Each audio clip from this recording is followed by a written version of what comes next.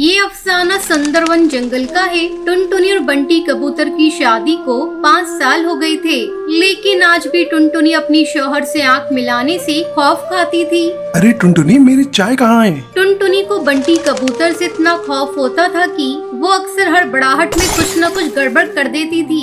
जैसे आज भी उसने बंटी कबूतर को चाय देते वक्त चाय का कप बंटी कबूतर पे गिरा दिया। अरे जला दिया। ए भगवान, कैसी बीवी दी है तुमने मुझे। एक भी काम ये चिड़िया कायदे से नहीं करती। मुझसे गलती हो गई, मैं अभी साफ कर देती हूँ, मुझे माफ कर दीजिए। टुनटुनी कितनी भी इल्तिजा करे, लेकिन बंटी कबूतर को उसकी दरख्वास्त सुनाई ही नहीं देती। वो अक्सर छोटी छोटी गलतियों के लिए भी टुनटुनी को मारा करता था। माफ कर दीजिए, मुझे माफ कर दीजिए। टुनटुनी बेचारी रोकर अपना मन हल्का कर लिया करती थी। टुनटुनी की पड़ोसन हरी काकी अक्सर उसके घर आती थी। लगता है बहन, आज भी तुझे तेरे शौहर ने पीटा है। नहीं बहन, मेरी ही गलती थी, मैंने उन पर चाय गिरा दी थी। चाय गिरने की वजह से कोई इतना मारता है? मुंह तो देख, तेरा पूरा सूज गया है। तू छोड़ क्यों नहीं देती उसको? कैसे छोड़ूं? इनके सिवा और मेरा है ही कौन? 2 साल की थी, मेरे वालिदैन के इंतकाल हो गया। अगर इन्हें छोड़ दूंगी तो मैं कहाँ रहूंगी, क्या खाऊंगी? मैं कैसे इन्हें छोड़ सकती हूँ? तेरे हाथ पैर सलामत हैं, कुछ न कुछ कमाकर तेरा गुजर बसर हो जाएगा, लेकिन तू इसे छोड़ दे, कुछ नहीं होगा। तू अमीर पक्षियों के घर में काम कर लेना। नहीं बाजी, मेरी अम्मा ने कहा था तेरे शौहर के घर से सिर्फ तेरा जनाजा निकलना चाहिए, वरना जंगल के पक्षी क्या कहेंगे। टुनटुनी की पड़ोसन ने उसे कई मर्तबा समझाया, लेकिन टुनटुनी है कि उसकी सुनती ही नहीं। टुनटुनी भी सर झुकाकर उड़ा करती थी, मानो उसका खुद पर से एतबार ही उठ गया था। कुछ महीने बाद बंटी कबूतर टुनटुनी को अस्पताल ले गया। उस डॉक्टर ने टुनटुनी की जांच की। मुबारक हो, आप बहुत जल्दी वालिद बनने वाले हैं। ये तो बहुत अच्छी बात है, लेकिन मोहतरमा लड़का है या लड़की? वो मैं कैसे बता सकती हूँ? तो ऐसा कोई है जो मुझे ये बता सकता है? मैं पैसे देने को तैयार हूँ। मेरा जानना बेहद जरूरी है डॉक्टर साहिबा। डॉक्टर ने कुछ देर सोचा और फिर बोली, ये सब कानून के खिलाफ है, लेकिन आप इन्हें कल वापस ले आइए। ये मेरे पर्सनल क्लिनिक का पता है और 10,000 रूपए लगेंगे। ठीक है डॉक्टर साहिबा, मैं इसके लिए 10,000 देने को राजी हूँ। टुनटुनी घर आई तो परेशान थी। अगर उसके पेट में बेटी हुई तो बंटी कबूतर उसके साथ क्या करेगा? अगले दिन बंटी कबूतर टुनटुनी को डॉक्टर की प्राइवेट क्लिनिक में ले गया। वहाँ डॉक्टर ने दोबारा कुछ जांच की। इनके पेट में बेटी है। मुझे लगा ही था ये मुझे वारिस नहीं दे सकती। अब क्या बेटी पैदा करके कर्ज में डूब जाऊं? मुझे नहीं चाहिए ये बेटी। तो करना क्या है? करना क्या है? मुझे ये बच्ची नहीं चाहिए। तो क्या इसे गिराना है? डॉक्टर टुनटुनी की ओर देख रही थी, लेकिन बंटी कबूतर बोलने लगा, इसकी जुबान कहाँ खुलेगी मेरे सामने? मैंने बोल दिया ना, बस मुझे बेटी नहीं चाहिए। ठीक है, इनका अबॉर्शन 3 रोज बाद कर सकते हैं। ठीक है। टुनटुनी घर गई और वो बेहद परेशान थी। वो रोने लगी।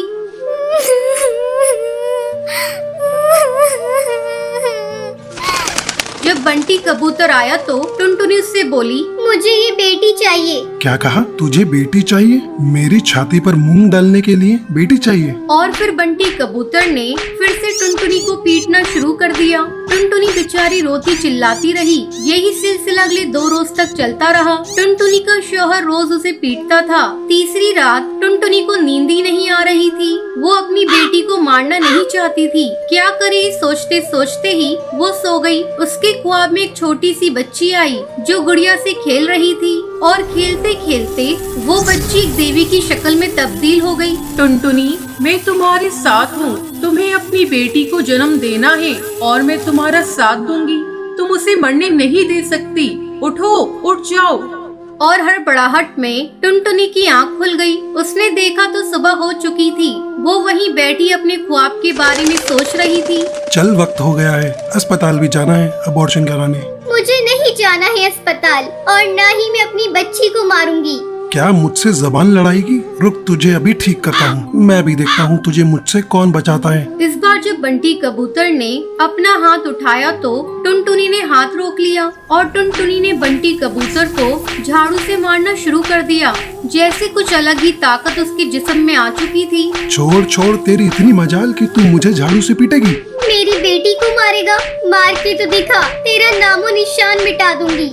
टुनटुनी ने बंटी कबूतर को जोर से झाड़ू दे मारी और वो सीधा घोंसले के बाहर जा गिरा। आसपास पक्षियों की भीड़ लग गई। टुनटुनी मारते मारते बंटी कबूतर को सीधा पुलिस स्टेशन ले गई। वहाँ टुनटुनी ने बंटी कबूतर और डॉक्टर के खिलाफ केस दर्ज करवाया। ये शख्स मेरा शौहर है, इसने मुझ पर बहुत जुल्म किए हैं, लेकिन आज ये मेरी बच्ची को मारना चाहता है। 10,000 रुपए देकर ये और वो बुलबुल डॉक्टर मिलकर मेरी बेटी को मारना चाहते हैं। टुनटुनी की FIR दर्ज हो गई और बंटी कबूतर और डॉक्टर को गिरफ्तार कर लिया गया। जब टुनटुनी घर लौटी तो जंगल के पक्षियों ने उसका स्वागत किया। तुमने बहुत अच्छा किया टुनटुनी, उसे सजा दिलवा दी। ऐसे के साथ ऐसा ही होना चाहिए था। लेकिन अब मैं क्या करूँगी? मेरी और मेरी बेटी का गुजारा कैसे होगा? देवी माँ सब ठीक कर देंगी। वो एक रास्ता बंद करती हैं तो दूसरा रास्ता खोल देती हैं। मेरे पापड़ का कारोबार है। मुझे हमेशा पापड़ बनाने के लिए खातूनों की जरूरत होती है। अगर तुम चाहो तो मेरे साथ काम कर सकती हो। आपका बहुत बहुत शुक्रिया, आपने मेरी सबसे बड़ी मुश्किल हल कर दी है। उसके बाद टुनटुनी ने पापड़ बनाने का काम शुरू कर दिया। उसकी पड़ोसन और जंगल के सभी पक्षी उसकी मदद कर रहे थे। टुनटुनी खुश थी क्योंकि उसे अपने शैतान शौहर से निजात मिल चुकी थी। कुछ महीनों बाद टुनटुनी ने एक बहुत ही खूबसूरत बेटी को जन्म दिया और टुनटुनी को अपनी बेटी की पैदाइश से बहुत सारी खुशियाँ हासिल हो गई थी।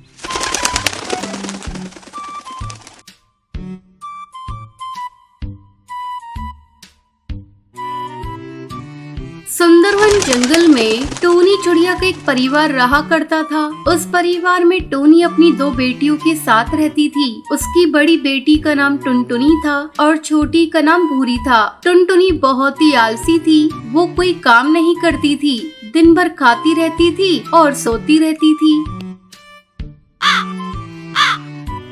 एक दिन भूरी खेतों पर काम करने जा रही थी। तब टोनी टुनटुनी से कहती है, टुनटुनी जा, तू भी अपनी बहन भूरी के साथ काम करने खेतों पर चली जा। मैं भी थोड़ी देर में घर का काम करके आती हूँ। माँ, मुझसे खेतों में काम वाम नहीं होगा। मेरा गोरा रंग खराब हो जाएगा। अभी मुझे भूख लग रही है, कुछ खाने को दो। टुनटुनी, तुझे खाना वाना नहीं मिलेगा। तू बस खाती है और आराम करती है। खा खा कर मोटी हो रही है। इन हाथ पैरों को थोड़ा हिला लिया कर। अपनी माँ की डांट सुनकर टुनटुनी को बहुत गुस्सा आता है। वो अपनी सहेली पिंकी चिड़िया के साथ खेलने के लिए घर से बाहर चली जाती है। टुनटुनी के इस बर्ताव को देखकर टोनी चिड़िया को बड़ा दुख होता है। वो सोचने लगती है, पता नहीं इसे कब अकल आएगी। अब मुझे ही इसका आलस दूर करने के लिए कुछ न कुछ उपाय करना होगा। शाम को जब टुनटुनी खेल कर घर आती है तो बिना किसी से कुछ कहे वो जाकर सो जाती है। अगले दिन जब काफी देर तक टुनटुनी सोई रहती है तो उसकी माँ उसे जगाती है। टुनटुनी, अरे ओ टुनटुनी, तू कब तक सोई रहेगी? दोपहर होने को आई और तू अब तक सोई है। काफी देर तक जगाने के बाद टुनटुनी उठकर बैठती है और अपनी माँ से कहती है, माँ, काश कुछ ऐसा होता कि मुझे कहीं से कोई खजाना मिल जाता और मुझे कोई काम ही नहीं करना पड़ता। टुनटुनी, आज मैं तुझे एक राज की बात बताती हूँ।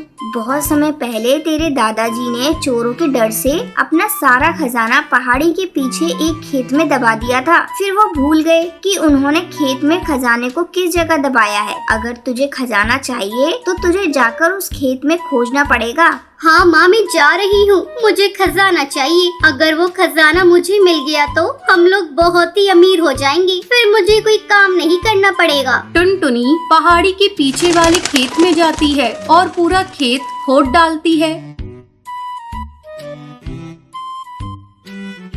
लेकिन उसे खजाना नहीं मिलता।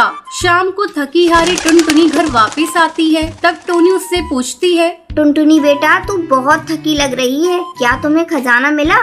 नहीं माँ, मुझे कोई खजाना नहीं मिला। लगता है चोरों ने उसे चुरा लिया। मैंने तो पूरा खेत खोद डाला, लेकिन खजाना कहीं नहीं मिला। आज मैं बहुत थक गई।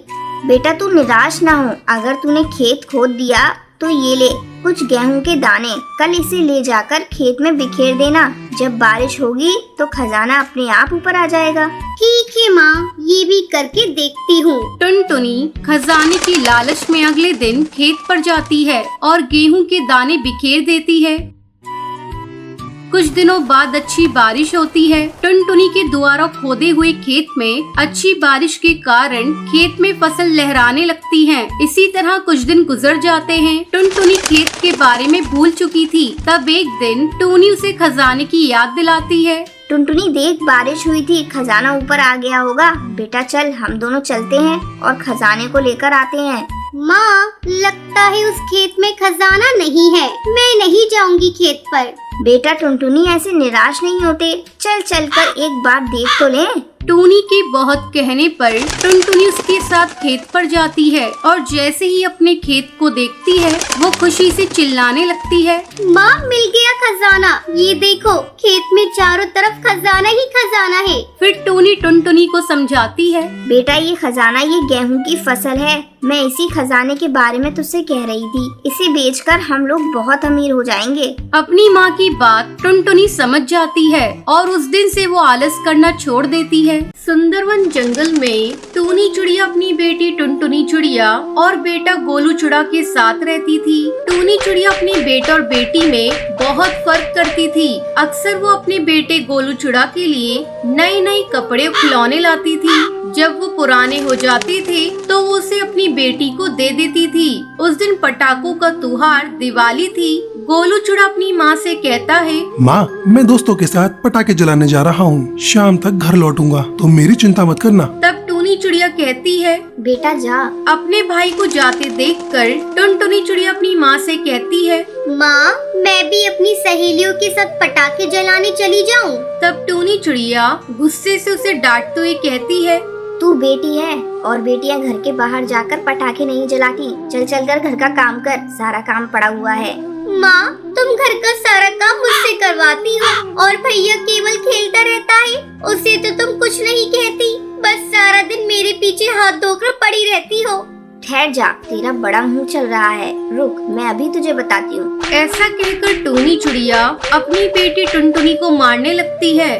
धीरे धीरे शाम हो जाती है, लेकिन गोलू का कोई पता नहीं था। अभी तक गोलू घर वापस नहीं लौटा था। टूनी चिड़िया को गोलू चिड़ा की चिंता होने लगती है। वो सोचने लगती है, शाम हो गई, पता नहीं ये कमबख्त कहाँ है, अभी तक घर नहीं लौटा। मुझे जाकर देखना होगा। टूनी चिड़िया गोलू को ढूंढने के लिए जाती है। जैसे ही वो अपने घोंसले से बाहर निकलती है, वो देखती है कि कालू कौवा उसकी बेटी को लेकर आ रहा है। अरे कालू, गोलू तुझे कहाँ मिला? मैं इसी को ढूंढ रही थी। आंटी, ये शराब पीकर नदी में गिरा हुआ था। मैंने इसे देखा तो उठाकर लाया। लो संभालो अपने बेटे को। तब टूनी चिड़िया अपने बेटे से पूछती है, क्यों रे, तू तो अपने दोस्तों के साथ पटाखे जलाने गया था। ये शराब तूने कैसे पी ली? ओहो माँ, अपने ये उपदेश ना अपने तक ही रखो। तू कौन होती है मुझसे ये सब पूछने वाली? आज दिवाली है। आज के दिन मेरे सभी दोस्त शराब पी रहे थे तो मैंने भी पी ली। इसमें बुराई क्या है? अब तुम ज्यादा भाषण मत दो, मुझे जोरों की भूख लगी है, कुछ खाने को दो। तब टूनी चिड़िया अपनी बेटी को आवाज लगाती है, टुनटुनी, अरे ओ टुनटुनी, मेरे बेटे को भूख लगी है, जल्दी से खाना लेकर आ। टुनटुनी गोलू के लिए खाना लेकर आती है। खाना देते हुए अपनी माँ से कहती है, भैया शराब पीकर आया है, तुम उसे डांटने के बजाय उसे खाना खिला रही हो।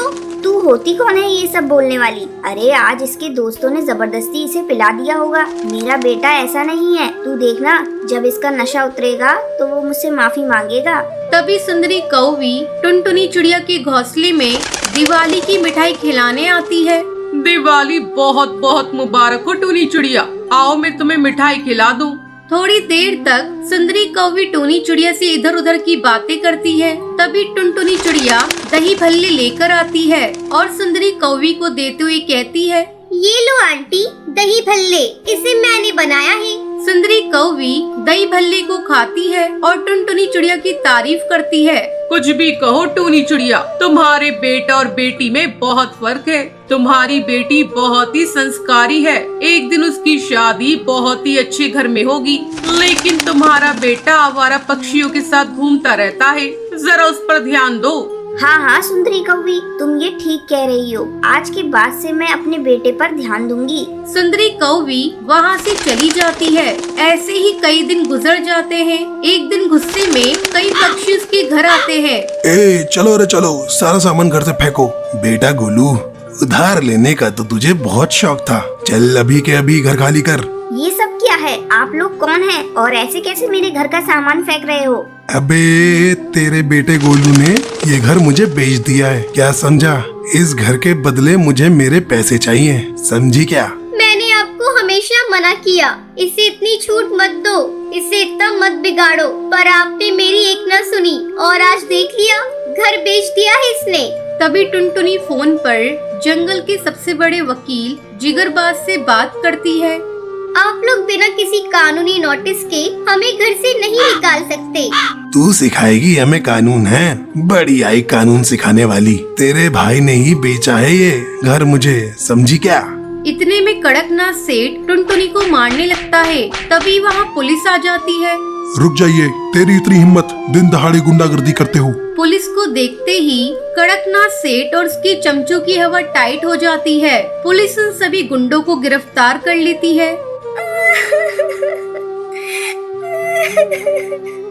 मेरी बच्ची, मैं तो तुझसे नजरें भी नहीं मिला सकती। जिस लड़की के पैदा होने पर मैंने शर्म महसूस की, आज उसी बेटी ने मेरा सर झुकने से बचा लिया। और जिस बेटे पर मैं अभिमान कर रही थी, वही आज मेरी इज्जत नीलाम करने पर तुला हुआ है। माँ मुझे माफ कर दो, मेरे से बहुत बड़ी गलती हो गई। मैंने जुए के लालच में सारे पैसे बर्बाद कर दिए। इतना कहकर गोलू रोने लगता है। टूनी चिड़िया भी मच चुकी थी। संतान बेटा हो या बेटी एक समान होते हैं।